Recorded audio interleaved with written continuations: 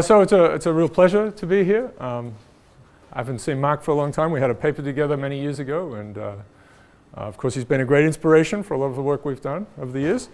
I'm going to talk about measuring happiness, and this is work we've been kind of going through since really actually the end of 2006. We started off thinking about this, and I'll show you a little bit of the early stuff we did, and it's pretty messy, but I'll show you how we've improved and kind of created something that's akin to a physical instrument in a way. That it has a tunability to it, which I'll touch on, but it feels like we're building something with lenses. It feels like a microscope or a telescope of sorts.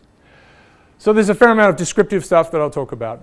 You know, how do we wrangle all these large texts into some signal? I'll give you a little bit of a motivation for why we're going to do this.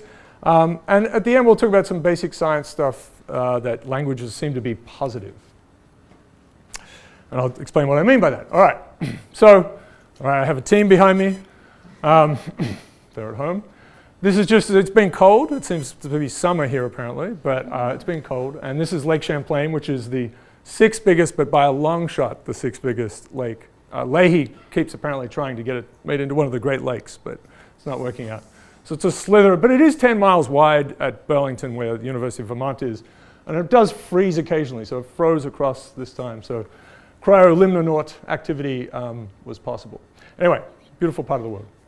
So this is just a splash, but we have a complex system center, and I came to the US in '94 because I read this book about complexity and thought, well, this is good. Chaos was good fun, but look at this, you know. And so off I went to MIT, and they said, no, you're not allowed to mention those words. None of those things exist. So I kind of went through a process there of eventually starting to work on networks, which I'll touch on. As Mark said, now I'm at the University of Vermont, and we have a team here. It's a computational story lab. I run it with my colleague Chris Danforth, so there's two of us running the thing. We've had a bunch of great students who have gone off to all sorts of other places, and if you want to fund us, you can fund us. And we're part of the Vermont Complex System Center, as I said, which has a mascot of a roboctopus for no really good reason. Okay. All right, there's a sort of a summary of my work, just to sort of, so I can suggest what's here. So it's sort of absurd. If you click on them, you get the papers. But so there's river networks at the start, and I was talking to Mark about this last night. At some point, we twigged that, oh, networks are kind of a big deal. And so this is the end of the 90s. Lots of things. There's some stuff about ecology. This one here is this right? Yes. That's our paper with Mark on the small world hypothesis. So there's a lot of stuff in here about social contagion, how things spread. And then it starts to kind of veer into measuring happiness, which we'll talk about today, and language. There's a lot of stuff about language and hopefully stories. There's also some things about drone warfare and various other parts. All right. Okay, so a little bit of motivation. So I was watching this program. This is 2007. I often do this in my basement riding a bicycle, and so I'm watching this thing. And so it's Greenspan's being interviewed. And this was 2007, which is an important point in time relative to things that have happened since then. So I've been dealing, so he makes this kind of statement. He's reacting to some issues about prediction here. So I've been making these mathematical models, right, forecasting things. If I can figure out how to determine whether or not people are becoming more emotional in whatever direction, then he could throw it all away. This is his big statement, right? So it's, right? I could forecast the economy better than any way we can do right now. So that's a bit of a strong statement. He's getting a little carried away. So he went on. Trouble is we can't figure that out. We've been in this for 50 years. No one's better than they were in the past that whole time. The reason is that human nature hasn't changed. It sort of ends on a bit of a down note. We can't improve ourselves. So I think his story kind of unraveled a little bit here. This was actually on the Daily Show. This was the sort of high-level response from Stewart, which you can watch. It's a very interesting interview. And of course, it's 2007, right? So he said a few other things after that. So I'm going to talk about measuring happiness, quantifying it, turning it into a number, because and the reason for doing that is, well, we have many other things we measure quite well, and one of them is GDP. So this is, many of them are economic at the sort of large social level, large population level. So it measures everything except that which makes life worthwhile, and it will tell us everything. It can tell us everything about Americans except why we are proud we are Americans. All right. So there are lots of these kinds of statements. So basic science, I find myself saying to students, is describe plus explain. It seems to help sometimes to say that. So Lord Kelvin, famous for being large brain, so to measure is to know. If you can't measure, you can't improve it. All right, so if we can, what we're trying to do here is create another instrument on the dashboard of society, right? So there's one that's measuring happiness over here. Possibly through something silly like Twitter, but will show that that's actually meaningful. And put it next to GDP and unemployment levels and so on. So if you're trying to fly a plane, for example, it's good to not have just one number in front of you. That would be bad. Usually with quotes, right, we're always cherry picking. So Kelvin also said there's nothing new to be discovered in physics, all of it, right? So this quantum was obviously going to be a surprise. He also said X-rays would be prove to be a hoax, right? Anyway, so I've chosen the right quotes there. Now, happiness, people have been talking about it for a long time. So we have eudaimonia, the ancient Greeks, and of course these are a few ancient Greeks that were doing quite well for themselves, who got to be able to think about and talk about these situations. So this is there's sort of a notion of flourishing, right? And that was described eventually in various different ways, but it could be fulfilling your potential as a human being, good sort of things like this. Or it could be food and drink, that sort of fit into eudaimonia as well. Bentham's notion of hedonistic calculus, that you would choose the right action based on how many people it would, the general net happiness that it would beget. And what we have now is hedonimeter.org, and it's based on a word that appeared in the 1870s, I think it is, 1880s. Edgeworth wrote a little article saying, well, it would be great if we could measure everyone's happiness, and we'll call it a hedonimeter. Let's do that. And then finish article. And Jefferson, so the pursuit of happiness, which is an interesting little tag there, right? And it turns out that wasn't there. Right? In early drafts, it's not there. So early drafts, it was life, liberty. This is a bit of fun. But it was life, liberty, and property. The pursuit of life, liberty, and property, which doesn't, not the pursuit, the life, liberty, and property, which doesn't really lift quite as powerfully. Anyway, so that was a nice edit, and it gets taken to be quite serious. All right, so it's not just for people who are in good positions. Average people, there's lots of studies about happiness. A lot of it is, of course, from self-report, which is complicated. It's an important thing to maintain and do, and we're not suggesting that our measure or approaches that are of a big data nature should get rid of these things. It's complementary, so this work is intended to be complementary to traditional kinds of social sciences. So people, well, that's what they say, I want to be happy. And there are studies that suggest that people who are happy tend to live longer. Now, you can imagine all sorts of complications about these studies. If you look across countries, you can see that as per capita, this is GMP per capita goes up, there's sort of a plateau. So this has long been observed. Money doesn't buy happiness after some initial large amount of happiness buying.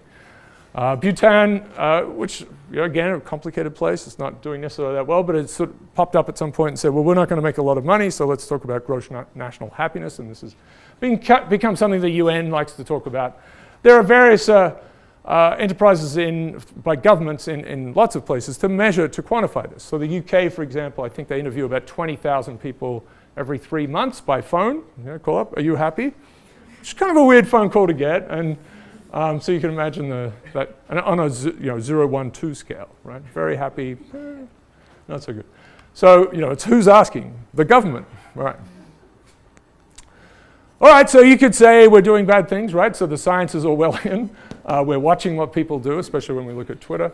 And the policy you could end up if you just have this one dial, if it all works, we say, well, let's just measure happiness, ends up being, well, let's make everyone happy through whatever means that is. All right, bread and circus. Lots of other things in here. So the search for happiness is one of the chief sources of unhappiness, which is possibly true in our case. There's a lot of struggling. Hoffa was a machine for these aphorisms, whether you like them or not. Oh yeah, this is good. So Colbert, happiness is totally overrated. It's a great interview, fun to watch. Happiness is for the weak. Very Colbert type statement. All right, I'm going to jump this one. All right. Okay, so happiness. Let's measure it. So we want something that's not invasive, and that's this non-reactive part here. We'd like to build something that does it in real time.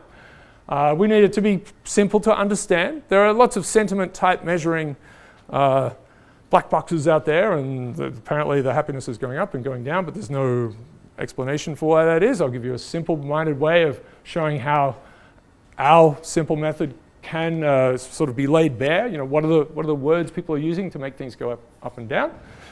Based on written expression. Well, so this is, we're thinking 2006, 2007, social media is taking off.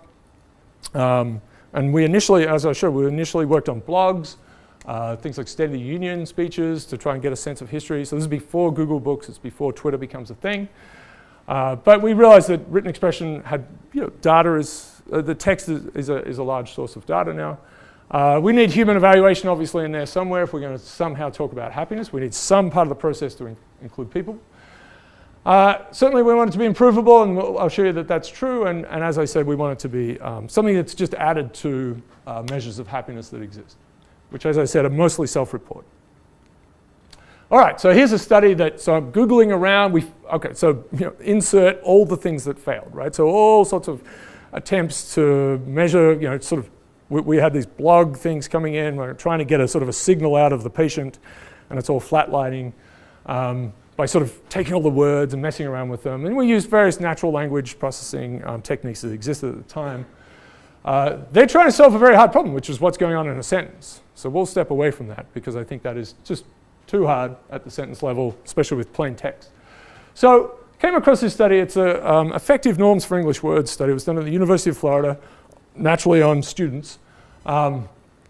And they had 3 scales, and these scales, so valence is happiness, and very much as it was presented, it was a happiness scale. So you were given 1,000 words in isolation. Pancakes was in there, church, love. It's a real mixture of words, right? But they were, and as we'll go on, these were words that were chosen by the academics involved to be meaningful ones. Fair enough. Is anything better than pancakes? Pancakes, I have a little is happy thing, and I could check for you. Yeah, well, I'll show you what's at the top. I'm sure some people said yes, that's number one. All right, so these 3 semantic differentials, if you like, right? So it's a 9-point scale. So let's go back to this one. Most sad, how do you feel in response to seeing this thing, right? So most sad, nothing, very happy. And it's 2 like-it scales joined together, right? So there's neutral, and if you like Netflix or Amazon, 1, 2, 3, 4, 5 stars, and 4 stars the other way.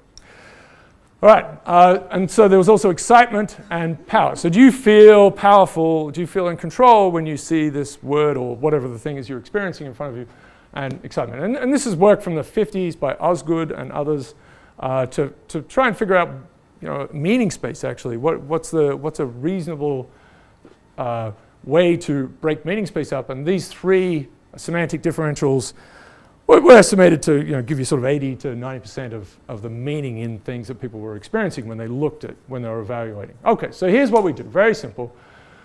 Let's take Michael Jackson, because Michael Jackson. And so this is not what we would do as well. This is another important thing to say. So, but let's just take Billie Jean, which is a complex song, and I hope you appreciate it. And here are the words from this ANU study, which is, as I said, has 1,000 words in it, that we have scores for, right? And I should add, so 50 people roughly for each word, they each see the word, and you get an average score, you get a standard deviation, you get a whole distribution, but you get an average score.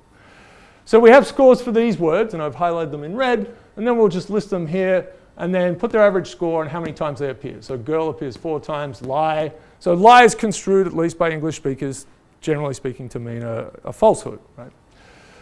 So it's a low score. So these scores run from 1 to 9 because it's deemed to be sort of this 1 to 9 point scale. It could be -4 to +4, but it's 1 to 9. So it's a temperature-like measure, right? We're really just throwing tons of text in there, and we have some estimates for, we're certainly not going to evaluate a tweet or a sentence. That's not going to work, right? And so we get some average score for Billie Jean, an average score for Thriller, the album as a whole. They're not weighted by how much, the songs sold, which is another thing. And then Michael Jackson's Opus, 6.4. All right, so these numbers give you some idea of what's going on. And so 5 would be neutral, 9 would be extremely positive. But this is not very good. We're starting to think this is okay, and this is probably somewhat robust. And we can show this statistically. So as I said, we're not going to do it on small scales, and there's a tunability that comes out of it. So a very simple idea. This is a very simple idea. So we try this, and it starts to work. And so here's the first example of it working. Again, we'll put much larger, so let's say 1,000 words, we'll put 10,000 words in. So we run a study that comes next, 10,000 words in, and you'll see these things improve, but I want to show you the original stuff. So it's pretty rough. So we scraped this site, we got song lyrics. Again, they're not weighted by how popular they are, but a little bit, I suppose. But 1960 through to 2010, and so this is this average happiness score. We're trying to be good people, and we published this first work in psychology, in a psychology journal, so we stuck with this word valence, but you can think of it as happiness. And so it goes down overall. So, all right, so there's something. The thing has got some shape to it, and let's try and figure out what that is. So are you redoing the study, or are you taking the words from the UFL study? So we took those words, yeah. and then we built this little instrument. Yeah, Okay. yeah, simple, very simple-minded thing. Yeah, and then we redo it. We'll redo it in the next bit. Yep. Say that again. Sorry. When you say that it works, what does it mean? Oh, well, so that's what I'll try to sort of show over many slides, that we're starting to get a signal that it has, and sometimes it shows you funny things that you might not expect, but generally speaking, it comports with your sense, one's general sense. And then we can say correlate with the Gallup Wellbeing Index, for example. But well, let's get to that. This I can just jump past. All right, so this is taking song titles, actually. It's just song titles, which are very meaningful. There's a lot in song titles. And then breaking them down by genre, so we've still got the same time range. So this is heavy metal and industrial along the bottom. And again, we're not gaming this thing. We're just letting it work and seeing if this signal comes out. And gospel and soul's at the top. Country and western is kind of in the middle, usually. People like to know. All right, and punk is in there. So you can sort of see it. So all right, so that's helpful. But we could also look at the words, and that's the natural thing to do, right? Let's try to look at the words. And here's a primitive, what we call word shift. These are a little bit complex to look at, but you can think of them as word clouds where the positions of things have meaning. And so here's a starter one. This is comparing all song lyrics after the 1980s, after 1980 to before. So why is it, why is that lower than the music or the song lyrics before? Why has the score gone down? And so there are 4 things that can happen. Words. So there could be more negative words that are being used more often. There could be happy words that are being used less often. So both of those things are going to push the score down. On the other hand, you could be using happier words after 1980, and you could be using relatively happier, and you could be using relatively negative words less. So you have to think about this a little bit. But after, so for instance, after 1980, there are more of these words. So it's both their frequency and their underlying happiness scores that are contributing to this. There's less of this. Right, so that's helping the after 1980. There's more of this, which would help after 1980, but there's less of this as well. And so, and then they're all stacked here by their. So there's a lot less lonely. A lot less love is the top one. It's a bit hard to read. That's that big bar there, and then all of these ones. So hate, pain, death, dead, sick, fear. Hate, right. So heavy metal not only produced this, accessed this new genre, this new music space. It's a new emotional space as well. And I understand people can quite enjoy this music. So humans are complicated. If you then again simple-minded thing, we've got 20,000 artists in here, and we take those that have at least 50 songs, at least 1,000 words, and then all of them, we get a pretty good spread across this history of music period. What is it, almost 50 years. So you may recognize some of these. If you look at the bottom, I think even if you don't recognize them, you'll probably guess, yeah? Slayer, all right, you're happy about that. Metallica, people know. Have you ever broken it down by the songwriter? I mean, there's lots of things that are written by... Someone else? Yeah, yeah. Yeah, who actually wrote it? Who actually wrote it? Yeah. Turn out hundreds of songs for a genre. So we've finally got around to redoing this with our new word set, and we're making a display on our website. So that's coming, and there'll be lots of things to play. You can compare Michael Jackson to Prince, right? You could see you can take all of the things they wrote and all that, and see which words, who's happier and which words they're using more or less. So that should be fun. We do make some fun things, and hopefully someone will fund us for it. But there are very serious things in it as well. Okay, so lots of, so this was just an initial thing. We're like, okay, this is sort of working, all right. And we looked at, in this initial work, we looked at Blogger age. I have to speak very fast, I think. And so for whatever reason in this data set that we had, and I should say it's from a website, wefeelfine.com, and it was built by Jonathan Harris. Some of you may it's a fantastic artist / scientist character. And Sepp Kamvar, who's now at the Media Lab, but it was built in 2005 and 2006, lots of awards. They've done beautiful things. So they took out, they're trawling blogs, which used to exist, these blogs with these things. And every time they found a sentence that I feel something, they tried to extract that word. So it was a simple-minded thing to do as well. So we took those sentences, and we know there's some sort of feeling in there. And this is the average score as a function of age. And so we have middle school here, 13 to 14. And so things tend to go up and then dropping down. And of course, these are people who are blogging. It's not everyone. If you look into the literature of this, usually you see self-report gives you a U shape, right? But also people, before they got those numbers out, thought it would be like this. So, and it depends what you ask. How happy are you right now that your children are screaming and the thing exploded? And then how happy are you kind of as a whole? They're different questions.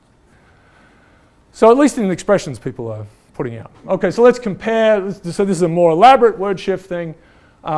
This is why 14-year-olds are less positive than people who are 45 to 60. 40 to 50 roughly. So they're using these words a lot more, these ones in blue, right? Depressed, bored, lonely, alone, mad, pain. So the texture is reasonable. Sick, fair enough. That word is complicated, right? So we could just take that out.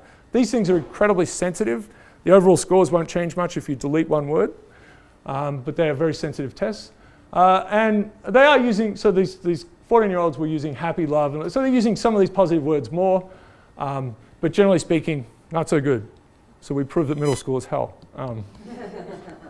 all verified. So you could also look at male and female, and again, this is early studies, blogs. The average score, which is sort of hidden up the top, is about the same, right? So the scores were about the same, which seems to match up with other studies. But there was a wider emotional spectrum in the female voices. And so these negative words are being used more and these positive words are being used more. The only one that male voices had that they used more in the sort of top 10 or 15 was the word good, which sort of just put all their emotional content into it's good. Right. All right, so that's some fun. All right, so that was a start, and I said we looked at State of the Union speeches as well, and we're redoing this with this better data set we have. Okay, so we went to 10,000 words, and the way we did this, we went to Twitter, took a couple of years of tweets. We have about 10% of all tweets. We've been getting them since 2008, putting them in a box. We have a connection with Twitter. Google Books, which is a massive thing. Music lyrics, as you saw, 50 years, and 20 years of the New York Times. So this is something you can get from the Linguistic Data Consortium. They have lots of different things, and that's an annotated data set. So everything is in that. Oh, right, and we have our visualization for the sections online, which I could point to later on. All right. The society section is good. The foreign section is bad. Okay. All right. So we gave him this spectrum. If any of you know Scott McCloud, who's written 3 books on comics in general. This is taken from his. These pictures are taken from. So these are the embedding of facial expressions of emotions. Right. Okay. So sadness is out here. There's also fear and anger and disgust, and we're working on those as well, as I'll come back to later on. So we did. So we used Mechanical Turk first off. We took the 5,000 most commonly used words in these different corpora, and Twitter is some time range, fair enough, and then merged them all together, and there are just over 10,000 distinct words, unique words in that list. So we're taking the words that people actually use, right? So we're trying to make this instrument fit what people talk about. So the and of and, they're all in there. Fine, let's ask people. And that tends to work out. All right, so here's the top for this larger data set. So fits natural language much better than the one we had before. These ones are all at the top. It's a bit of an Anna Karenina situation, right? There are only a few ways to be happy sort of thing, and there are lots of ways to be sad. We sort of may be able to tease that out of language. Happy families. Okay, so laughter, a lot of laughter at the top and so on. All right, these are things at the bottom. So here's the lowest, right? So these are bad words. And then there's okay, makes sense. Then there is so we could rank them by standard deviation, right? So these are words that people don't agree on, and we're going to discard them because the opinions aren't fixed. So These are words that don't go, that you should avoid in dinner conversations with people you like.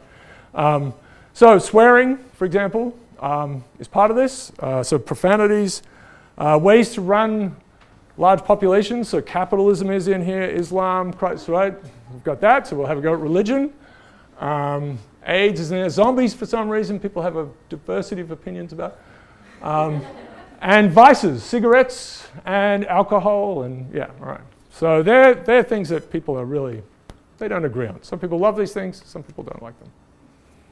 I noticed that there are these discrimination for words.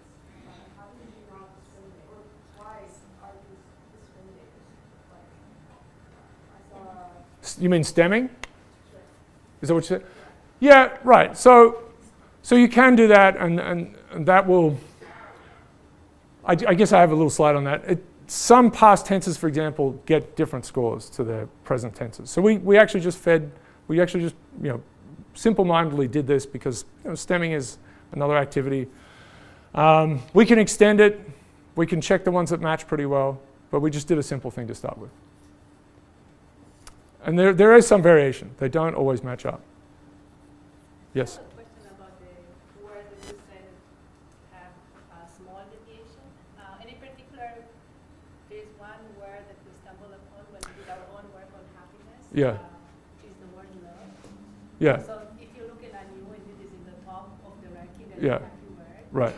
But in the study that we did, which was data-driven, so look at the large number of loves when people declare themselves to be happy or sad, and love turns out to be actually neutral. And initially I thought it was a bug, but when you think about it, it makes sense. Yeah. Because love is actually generating a lot of sadness for some, and a lot of happiness for some. Yeah. And so No. when you put it all together, love is actually not happy, it can be sad as well. So So when you take words out of context, the point that I want no, it's true. We take words out of context, and we're fine. Absolutely, absolutely. And these ones are really bad. Love, people tend to respond to it, even though it may be varied in that situation. People do tend to respond to it and give it a high ranking with a low standard deviation. Yeah, that's true. That's true. But in context actually That's is true. halfway. Well, okay, I accept your point. But yeah, sure, yeah.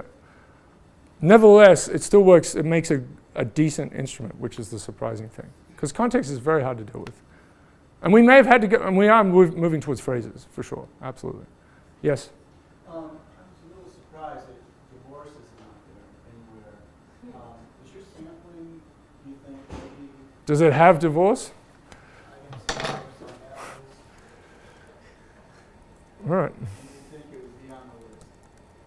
Maybe your sampling for words isn't there. Yeah, so 2.18, it's down the bottom. It's ranked, it's within the bottom 100. Oh, okay. Yeah. All right, thank you. So you feel, does that now make you happy? Right. So it's bad, yeah. Is happy.pl. Well, let me sort of race along because I know we'll run out of time. So Twitter you're very familiar with. Here's a simple thing that we just tried at the start. Well, let's look at the mentions of the words breakfast, lunch, and dinner. And humans are very impressive. So here's breakfast, here's lunch, and here's dinner throughout 24 hours. Okay, so they're tweeting about what's going on, or restaurants are, and all sorts of things. Lots of buts, right? It's quantifying the quotidian. Okay, so this is, is this a real-time, is there potential for a real-time instrument? Hungry, starving, food, eat, and disappointingly for the chicken. Pizza is different. Things that people drink are different. But so, there are lots of similarities like that. So this is, just tuning things up. This is to show you what's in tweets now. This is from the government shutdown, and it's opening up the World War II memorial. So there was a picture, there's a tweet about it. This is what's inside the JSON for that tweet, right? So it used to be a tiny little thing, it used to be XML, and they kept expanding. It's a bit biological, right? So if you retweet someone, all of the stuff about that tweet will be, that tweet will essentially be in there, packaged in. So they've made it much easier to work with. All right, lots of other things we've looked at. If you look at reciprocal reply networks, so if people have replied to each other on Twitter, so that there actually seems to be a connection, you can see that there's a correlation in their happiness, in the tone of their words, right? So that comports with various other studies. It doesn't say it's contagious, which is a controversial claim. All right, so that's one little piece. Okay, so I'll call this the daily unraveling of the human mind, and at least again, this is from Twitter. We're just looking at Twitter. This is a 24-hour cycle just repeated, and this is the positivity. So it's up 5, 6 a.m. and then kind of goes down through the day and then starts up again. If people are, in this period are ones that are going to sleep or waking up. This is through the whole week. This is averaging a whole week, right? So Monday is here again, just to show you the cycle. So Saturday, at least on Twitter, is the most positive day. Sunday's usually pretty good as well, but then it trails off. And actually Tuesday is sort of the nadir, right? Because you've gotten away from Monday where you may be talking about things that have been okay on the weekend, and then it's a long haul. And happy when they're just going to work, at least happy when they're getting off work? So this is, the other thing about this is that they're not very emotional at this point, right? So they're also more closed in. So you start to be, at least the words that are being produced become more and more emotional. There's a bigger variance as you go on. And so you need to be rebooted every day, basically. Right. And so this is some sort of, it's sympathetic to it. These are 5 profanities that you can't say on television. Well, maybe you can, but George Carlin said you couldn't say them. And so they're very different rates of occurrence, but I've just renormalized them here, and they fit on top of each other quite well. So the wheels kind of come off, at least on Twitter. This you don't necessarily need to see, but it's just to show you that there's sort of 100 terms we took, and includes Stephen Colbert, and Glenn Beck is in here, and then there'll be different, so Goldman Sachs. There are smiley faces. It's a bit of a mixture of all sorts of things. Winter and summer, so it's a lot of things you could compare. And we went and searched, found all the tweets that had these terms, and then looked at the ambient happiness in the words around them. So you can create this kind of, you can create time series, so you can look at Tiger Woods, for example, right? Goes down, Thanksgiving. You can see, so it's sort of a public opinion poll kind of thing, instant public opinion poll. Sorry, so these are words that are not in your original set or in tweets? So many of them we have, they're in the set, and then we got some of them rated as well, separately, right? So we asked people what they thought of Michael Jackson. Oh, okay. And then we correlated those scores with the words around them. That's what this next slide is. And so you actually see that's positively correlated, right? So the words around a word are correlated with them, which is not a bad thing. So that gets a little bit at the context problem. That's that. Okay, so we have this website now. This is an early version of it, hedonymmeter.org, and we're measuring. Again, Twitter is sort of the main thing, but I'll show you there are a couple of other pieces to it. So that's the first version. Let me show you, this is what it looks like now. This is over, starting back at the end of 2008. And Andy Reagan is our graduate student who's done a lot of this. He's loaded a lot of JavaScript into his head.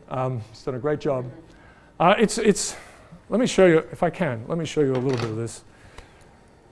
So it's interactive. There's all sorts of stuff you can do with it. So for example, you can slide it around. You can look at why. So here's a bad thing, right? So this is shooting, it's a Sandy Hook, right? So you can click on it and you'll get this word shift that shows you why this day, just because you have to compare it to something, is worse than is lower than the previous 7 days. And so there's a lot of things that are negative, guns and so on. Of course, there are mentions of prayers, children and families, and when you put it all together, the context is more complicated. You can play around with these things. So you can look at just the negative ones. You can just look at the yellow ones. You can move to the next day and the previous day. You can embed it in a blog. It's kind of crazy. JavaScript is insane, I have to say. And then if there's a major event kind of thing, we have a link to the Wikipedia page. So yeah, and you can say, all right, I want to look at 2011. And so you can play around with these sort of things. All right, so generally speaking, as you look across, you can see the weekly cycle. So red is a Saturday. You can see that weekly cycle. It starts to fall apart in the summer because right? And it very strongly falls apart for French, actually. There's no summer. There's no week structure there. And all of the positive days are annual events, right? The only one that wasn't a truly annual event was the royal wedding, actually. But it was obviously known about and people were going to talk about it. So people have various reactions to that. Of course, people are just saying platitudes and so on, and maybe they are. But you'll see negative words on them as well, right? So Saturday, as I said, is the sort of positive day of the week. But you'll also see bored and lonely and hangover and drunk, right? So you'll see some words that are going the other way. And it's Twitter, so the arrest of Justin Bieber. is here. Germany beats Brazil 7-1, so there's some shock in there. You can look at the words, and even things that where the score isn't high or low, they have some very interesting texture. What's going on? This is the death of Robin Williams, and then Ferguson, right? So there's a very the tweets here are quite complicated. So you'll see here Charlie Hebdo, right? A little bit of a downward spike. This is all tweets, and just look at using English. So if we go to this one is France, and so here's Charlie Hebdo, right? And it has a negative thing. We have a translation thing, so you can translate into English. You can play around with these things. So not surprising. So tragedies, of course, everyone is sad at the same time. We seem to have to kind of organize a little bit to have everyone say the nice things to each other at the same time. So that has to be a sort of a forced situation. The only difference is, the only one that seems to be where we have kind of spontaneous, large-scale happiness is sport. And this is the opposite side of that. This is Mexico losing to the Netherlands 2-1. And so you see these huge spikes go either way depending on what's happened. And it's really, so sport, which you may or may not like. So we have an interactive thing for the US. You can play around with it, different dates and so on, and we have these word shifts over here. I will show you Michigan. Sorry, it's and you can see there's more swearing and so on. It's also the demographics of people who use Twitter in different places. And as I said, I was saying this before, this correlates with the Gallup poll for well-being. These states are usually down the bottom of these many indices, and so this is an odd thing to have, right? It's often ranked in this way. Obnoxiously, Vermont is at the top. So we need a smugness index as well. We have 300 cities, so you can scroll down through all of these cities and then compare them to the US or whatever you like. Boulder, Colorado thinks it's terrific. And a lot of it is there's much less swearing actually. There's a lot of less negativity. So why Boulder is happier, the biggest contribution comes from using less negative words. Using negative words less. All right, so there's that. There's we have books. So we did something. We have 10,000 books, mostly from Gutenberg. So we just run a little window through it and rate the score for that window, and then move it all through. And so you can play around with this thing. So you can compare different sections, right? It will give you a word shift and all this sorts of stuff. And there are a lot. So Harry Potter. So let's see. Right. So there's some spoilers in here. So there you go. There's for movie scripts, this is a big deal, right? So this is kind of how it works. So this is Dumbledore bites it right here. All right. That's the lowest point. Pulp Fiction. So we now have a movie script thing, and this is kind of fun. So you can scroll through the movie, and it scrolls through the script. And we're getting this to work. So this is, if you're a fan of Pulp Fiction, the GIMP corresponds to the lowest point, which was truly horrifying. And so it's movie scripts, and you might think to start with, well, it's just it's just what people say, but it's all the description as well, the scenes and so on. So there's a rich kind of amount of stuff in these scripts. They're not the most recent, right? They're not the official ones because of copyright and those sorts of terrible things. So for instance, Alien, Ripley, is it Ripley? Yeah, is a man, actually, in this early script. It's the sort of 5 scripts before. Predator is called Hunter. It's a really mixed batch of movies. And you can search through. So we've got Forrest Gump, Jaws, right? Shark Wins. So there's Finding Nemo. It's a strange collection. But so the setup is you can actually get in here and sign in with Twitter and start to annotate this. So that's what we're trying to produce with that. All right, so that's a fun thing. And there are other things you can do. So this is a little blog post just about Seinfeld, right? So there's a ranking of the Seinfeld characters and fun things like that. Okay. Kramer, yeah.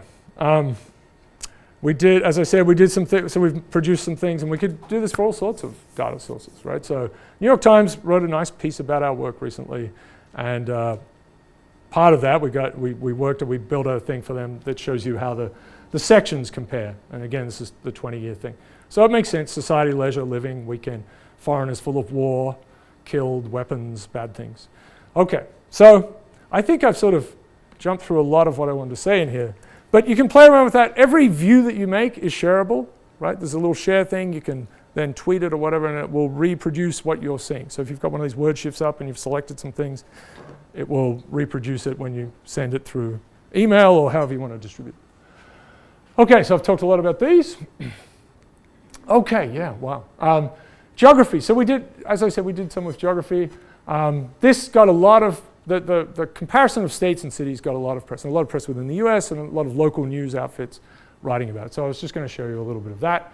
This is just wrong. This was a ad that appeared in Times Square based on our work saying that, yeah, that just doesn't make any sense. Okay, all right, sorry.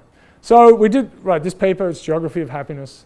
Right, so an important thing was that we showed that if we compare the states and DC, so 51 populations, and there are a few things. There's gun violence, there's a health index here, peace index, Gallup well-being polls, and another, this VRFS thing, that ours does pretty well, right? And they do pretty well with each other. So obviously anti-correlates with gun violence. So, you know, it's real time, kind of a funny thing to be able to do. Happier cities, at least in this study, so we had Napa at the top and all these kinds of places. It makes reasonable sense. Flint, Michigan was 5th. We have Beaumont, Texas. So I'll come back to Beaumont in a second. I'm going to show you a few little videos, if they work. Just a few. Did you know this, John? Hey, did you know about this? There you go. Hashtag happy. Yeah. So that was just Al Roker saying hashtag happy. So this is Rhode Island. This is a smaller scale Welcome thing. back to the Road Show. This morning in the buzz, do you think Rhode Island's happy? Look at the smile we have on our face. Not compared to Hawaii. Hawaii was found out to be the #1 happiest state in the country. I know we're shocked by that, right? We're shocked by that. You're right near the water. Absolutely. It's beautiful. That's pineapple everywhere. That's according to a new research done by the University of Vermont, who sifted through a bunch of Twitter accounts and Twitter itself to get all this research. And when we say they did research, they have charts, they have graphs. Pages. It was very technical as far as how deep they went and to see how happy people were across the country. Definitely technical for Twitter, for that matter, as well. Rhode Island, of course, falling in at number 35. So they were a little sad. And then they went and interviewed Rhode Islanders and said, is this real? Okay, this is the last one. It's on Ellen, and now there's nothing to do with us anymore. It's just Twitter. You know, apparently Twitter just did a study to find the happiest city in the country. Did you hear about this? They looked at over 10 million tweets and recorded which areas used the happiest words. And then they determined that the happiest city is Napa, California. Have you been there? It's beautiful. Beautiful. I would like to live there someday. It's beautiful. It's wine country, and it's always 72 degrees, plenty of land. So I sent my reporter Amy there to ask people what makes them so happy. Hi, Ellen. I'm reporting from beautiful Napa Valley. You're reporting from where? Napa Valley.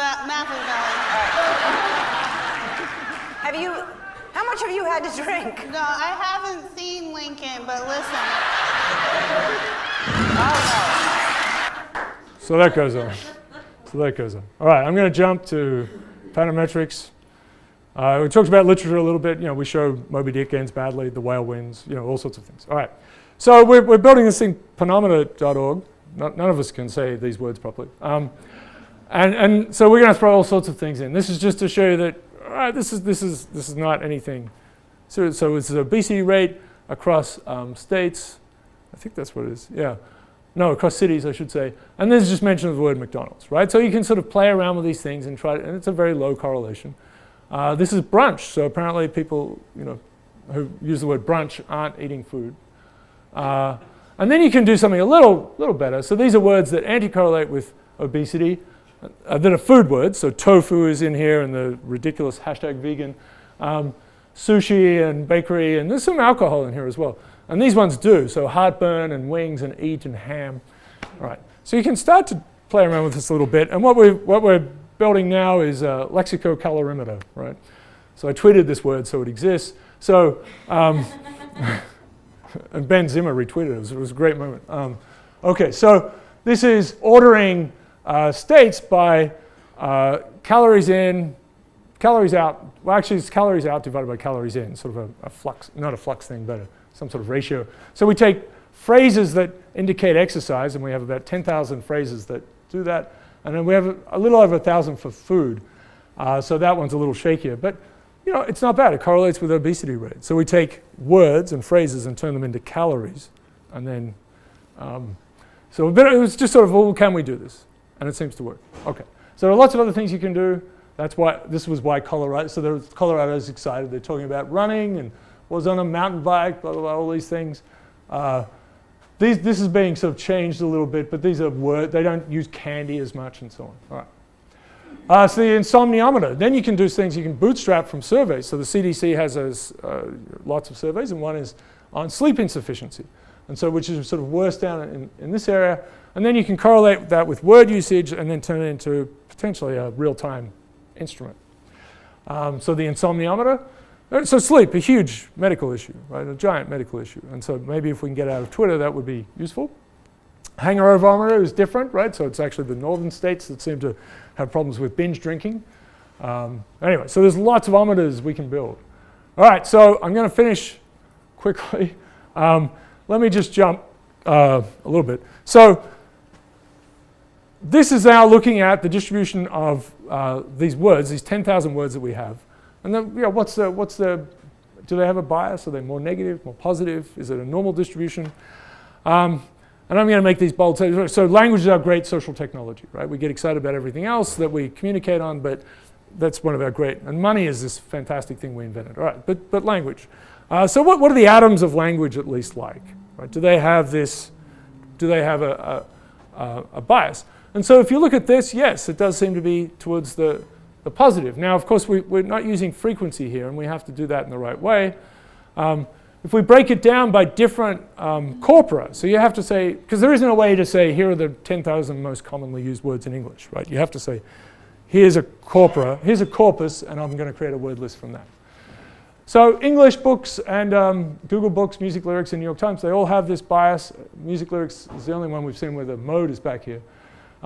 This is, well, I'll get to this. You can create what I call jellyfish plots. So here's the distribution. So yellow means positive, gray means negative. And these are the ranks in terms of frequency of usage. So the most commonly used words, it will be the, down to the 5,000th most common words, right? So there's a point somewhere for each of these ranks, and then their average happiness score. And what we've done is just slid a little window down here and then found this distribution. I'm simply plotting the deciles. So it's to show you the deciles don't change too much. So rare words have this positivity bias. Mediumly used words and commonly used words do as well. And it gets a little messier out here. So there are more positive words than negative words. Seems to be the story. You can play around with the jellyfish plots and have lots of fun. So this is sort of showing you where some of these words are. So this is at least in the New York Times, this is sort of a distribution of them. See, I can't really talk about this. This is the tunability. We're running out of time. Okay, other languages. So we just had this paper in PNAS. And we did, we put together 24 corpora covering 10 languages, and so it's all around the world. So we have Arabic, rated by people in Egypt. We have Portuguese, rated by people in Brazil. Spanish, rated by people in Mexico.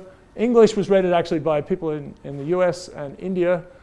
We have Indonesia, South Korea, and China and Russia. There's also German and French. I think that's all of them. So, very distributed set of languages. Very different corpora. We have things like, as we've seen, the New York Times, but also movie and TV subtitles, Google Books, Google Web Crawl. So it's a real mixture of things. And you can see all these little distributions. I've just doubled them. They all have this yellow blob to the side. You can then order them, and there is some variation, right? So the Spanish corpora seem to have the highest median. This is ordered by median. This is not the big story. The big story seems to be there are more positive words in general. And so Chinese, at least from Google Books, is down here with a more muted one. You can look at the variants and order them in that way. So Portuguese and Spanish, Twitter seems to be the most, emotionally wide ones. And we can do these, we can look at these jellyfish plots for all of them and kind of get a sense of where things are. So Germany, right, we have Hitler is here on the left. On the negative side, this is Arabic. I'm just throwing this up because it's fun. Chinese is here. So this was interesting when this popped out. So this is Brazilian Portuguese. And I had no idea what this was when it appeared, but this is a ha ha ha. It's a kiki, right? So, and it's easy to type. It's easy to type, so there's a different distribution for the frequency of the length of KKKKKs. All right, and there, ha-ha-has have a whole spectrum of right, craziness. All right, important Twitter words. Ha-ha-ha is a very important word. It's not going to be in the New York Times.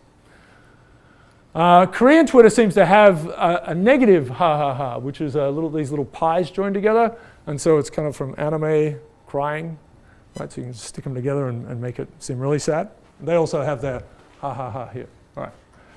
Okay, other emotions, nearly finished. Other emotions, we've started to process this, but I should say that all of that, the English was done on Mechanical Turk, but then we moved out to a much more rigorous service. It's a translation service that did a very good job. You know, to be able to evaluate anything, you had to pass a test, which we failed basically. Anyway, so that was done. This is also on Mechanical Turk. We did the same thing. We took out 10,000 words and asked people to rate them on a disgust, anger, fear, sadness. So negativity breaks out into 4 emotions: the surprise and happiness. And so these are the tops, right? So anger, these words were, and so what happened was people started to game us on Mechanical Turk. So this first study was okay, but the next one, disaster. So piano does not make people angry or disgusted, right? So, you know, it's fair enough, right? And fear is like this. So no one fears bananas, and no one's surprised by beans and Johnson and so on, right? But these other ones are kind of up there. And you can create this sort of thing, right? So this is a little plot for a word. This is earthquake, so not much happiness at all. So there's some decent amount of surprise and fear, and so you can start to plot this for different words and then potentially for text. But as I said, we're sort of run out of steam a little bit because of Mechanical Turk badness. Units, right? The ha, the wow, the eek, the wa, the u, and the gr. And these are the facial expressions that match up with them. And so I'll show you a few more. So laughter, that word ended up with a nice, happiness is high, surprise is out here. Tortured and war, max out the negative emotions. Lottery has surprise and happiness. Veterans get something of a compassion kind of response, which is some sadness and some positivity. And rotting goes out on the disgust thing. Generally, the negative words aren't as strong, right? They're just not as strong. Happiness seems to be good. They seem to be quite correlated to all the negative ones. So maybe in text, there isn't this distinction into 6 things. Okay, so we're working on phrases. I don't think we can talk about it right now. But lots of things are coming. As I said, we're trying to build this panometer thing. But yeah, it's a mixture of trying to build an instrument to do a basic science job for ourselves, and then finding that there are interesting results and the method itself can be developed. And so it's the whole kind of game. I know people like to put you in boxes. This is a methods thing, or it's right? But it's a bit of a whole enterprise. And we are trying to make it easy for other people to use. We'll have a thing up soon where you can put text into boxes and compare them and make your word shift and print it out and that sort of stuff. Okay, so I think that's good. I think we're ready to talk. Okay, thank you.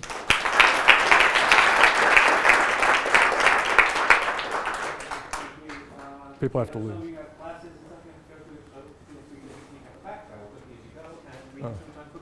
Sure, yeah. Bill. You're going up phrases from words. Yeah. About down to diagrams of letters. So we did do that actually, yeah. And we did phonemes as well. I thought phonemes might give us something, but phonemes I guess tend not to elicit so much. So there's the, is it the Kiki and Booba, that test, right? So you're given a sharp little looking shape and a smooth round one, and you're asked which word corresponds to which one. And so I guess people universally, it seems, actually, across all sorts of cultures, will, the sharp one is Kiki, right? So I thought we might get something like that, but we didn't really. We've done a lot of other stuff looking at the insides of words as well. But yeah, the phrases are interesting. Just quickly, one of the things we have with that, we have this thing called Story Finder that we're trying to get out the story from a whole bunch of tweets and say the Boston bombings. What you see initially is sort of a statement of it. Bombings in the Boston Marathon pops up as a phrase. Then you see thoughts and prayers, and of course this is a response from the world, far away, and then send donations. So it's sort of like kind of a micro narrative of the big response from people. And I assume hedge fund people have already called you many times. Well, so Bolin had a paper with the title, and there's no colon something else. It was Twitter predicts the stock market, period, right? So there have been a few enterprises that I don't think anyone has done well. What a surprise. I noticed in your Twitter data you saw a big positive spike on Christmas, and I've heard that some people find that time very stressful. Yeah. And I'm wondering if there's any way, using your techniques, to get to the emotions people are actually experiencing beyond what they're expressing. Yeah, so the whole thing, all right, so there are two parts. One is, these are the things that people are saying, and of course they're choosing to some extent, although it's kind of unfiltered on Twitter, but they're choosing what to express publicly. And then we have this thing that's kind of designed to, like, how do you feel in response to those words? It's not really about what's in that person's head. We can't do that. So that's kind of how it's structured. It's sort of a social measure of emotion, actually. You do see, this is a very coarse thing done at a large scale.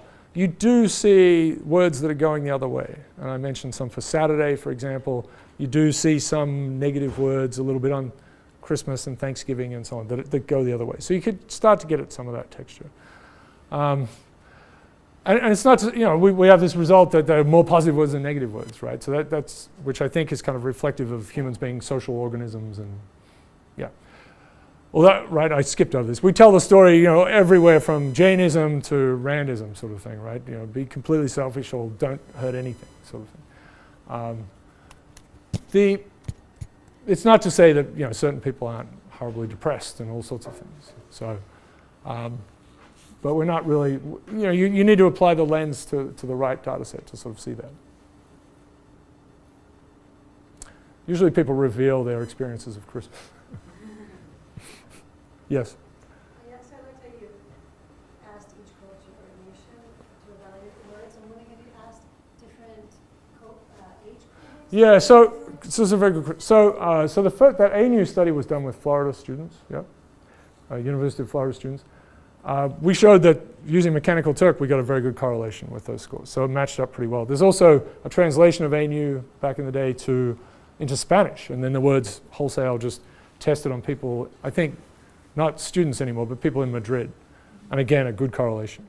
So the thing is, these things are expensive to run a full one. We'd love to do it with different, we had to choose countries for a start. So we had to say Spanish, all right, it's going to be Mexico. So the word Mexico has a huge score. It's very positive. I was just thinking in particular, like 13-year-olds. Yeah. That we saw such a negative language. But maybe their language is not like that. Right. Yeah, so the word sick, I think, is a good example of that, right? So but you can kind of turn it off and take it out. So for instance, but I think the texture does still remain strong. You're right, it's a really expensive thing to then build out a whole demographic. This is what ANU, of course, did have male and female. They did have that separated. And there's some variation, but nothing, there's some variation. There are some words that men and women disagreed on. Yeah. So I was going to say Moby Dick. So for instance, there's cried and crying appear a lot in the last 10% of the book, and it's just yelling out, right? There's also coffin, but that's still a Nantucket name. It's a last name. So you just turn those off. You say, okay, we know something about this. We'll turn those off. Can I ask you a question about the representativeness? So obviously, Yeah. Twitters aren't. Sure. And so it seems like you could parse that a lot of ways. One is you could look at, people who don't have many, just people who don't have many followers. Mm-hmm. Yeah. Oh, so we did do that. We did do the follow. So the problem with followers is sort of fallen apart because of bots. Yeah. But early on, it was fairly reasonable. And what you saw is actually as people went from having a few followers to many, their expression of positivity went up. Yeah. Yeah, and it went, and it's between 100 and 1,000 that transition happens. So there's sort of a Dunbar number thing. You go from narrowcasting to broadcasting. It seemed to be there. There's a million things you could do. You're right. Almost like was Paul Westerberg's death really like one of the? Was that a real thing? Yeah. No, So that was a real thing. yeah, there's a lot of teenagers on. Yeah, sure. Yes, yeah, and so it is right. So we sort of present the whole thing. We've got some like France is tweets that are geotagged from, so they come from France. We know that, and then they are in French. So that's a bit. The overall one is very coarse because it's just like we're just going to stuff all of Twitter into it, which is US dominated, right? But so geotagging is there. 1% of tweets are geotagged. That's a little messy. Ambulances tweet, weather stations tweet. So you have to deal with that. You can get a little bit with demographics. You know, you have to do a bigger thing where you say, okay, here are the words this person uses. We think it's probably I mean, people do this. We haven't done this. Probably female, male. You can estimate all sorts of things. Could you do variance graphs over time as well? Yeah, we do have those. I haven't shown you any, but yeah. Yeah, so as a function of day, for example, it goes up, for example. Sorry, yes. How do you know that this works? Yeah, so it's the I mean, that's fair enough. You know, we're checking it against surveys like the Gallup Wellbeing Index. That we're producing something that matches up with that, for example, for countries, for states. Yeah, they're all correlated. Yeah, sure. I think we have about 500 demographics for cities that we can compare and contrast with. That's in this Geography of Happiness paper, which I could give you. The early stuff, it's we're just trying to get this thing to work, and so the music one was sort of a good example of it sort of works in a reasonable way, right? And that's kind of where it has to start. But we're trying to figure out, say your score goes from 6 to 6.1, something like that. What does that connect to something real, right? Yeah, making money out of it, of course, is a very natural question, but in some ways we want it to not be the same as the stock market. It's obviously not because of this weekly cycle. It's something to do with humans.